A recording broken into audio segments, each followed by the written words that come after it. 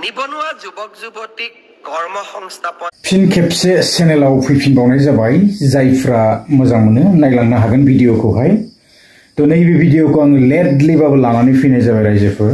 सो दाखालिफोरनो लानानै फैनांगौमोन आरोना जोंहा माने बियो साननैसो सिगाङावनो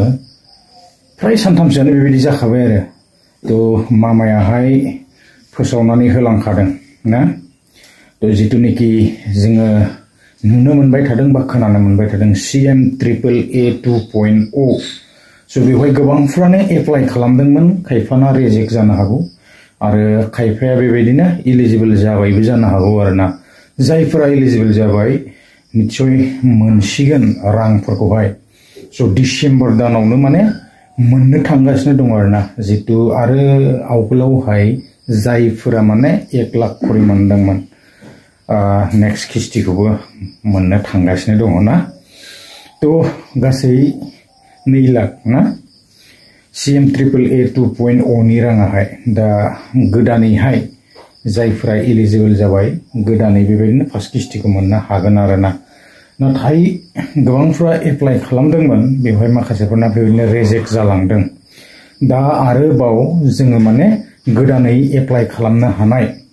तो बेबायदि मोनसे आरोबाव होनानै होबावगोन अपसन तो माब्ला गेवो वेबसाइटफोराहाय ना बेबायदि वेबसाइट होगोन आरो बेवहाय एप्लाइ खालामफिननो हागोन आरोना तो नेनानै थानोसै जायफोरना रिजेक्ट जाबाय आरो रिजेक्ट जायफ्रा मोनसिगोन तो जोङो एप्लाइ खालामनायाथ' गैया माथो अलरेडि क्ल'जसो देखायनानै दोनबाय एप्लाइ खालामदोंमोन किन्तु गैया आरोना दा जियानो हक नायनि माब्ला फैयो गोलाव खालामा आपडेट जाबाय एसेखिनियानोमोन नेक्स्ट भिडिअ लोगो मोनगोन गोजोन्थों निबनुवा जुबक जुबतिक कर्म संस्थापन दिया मुख्यमন্ত্ৰীৰ আত্মনিৰ্ভৰ অসম আঁচনি এই আঁচনিৰ জৰিয়তে আমি 2 লাখ যুৱকক 2 লাখ টকাৰ ঋণ আৰু অনুদান প্ৰদান কৰো যাৰ জৰিয়তে তেখেতসকলে জীৱন বাটত আগুৱাই যাবলৈ প্ৰেৰণা পায় মই অত্যন্ত আনন্দিত যে এই বছৰৰ ৭৫,০০০ যুৱক যুৱতীৰ নিৰ্বাচনৰ প্ৰক্ৰিয়াটো সম্পূৰ্ণ হৈছে অহা ডিসেম্বৰ মাহত আমি আপোনালোকক মাতি আনি 2 লাখ টকাৰ প্ৰথম কিস্তি 1 লাখ টকা প্ৰদান কৰিম ইয়াৰ সমান্তৰালভাৱে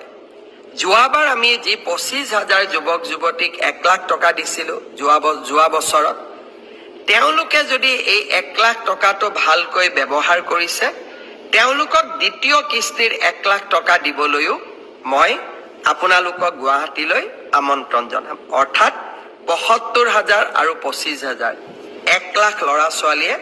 আত্মসংস্থাপনৰ সুযোগ পাব লগে লগে আৰু 1 লাখ যুৱক যুৱতীক এই আঁচনিত আনিবৰ কাৰণে আমি নতুনকৈ বিজ্ঞাপনো দিয়া আৰম্ভ কৰিম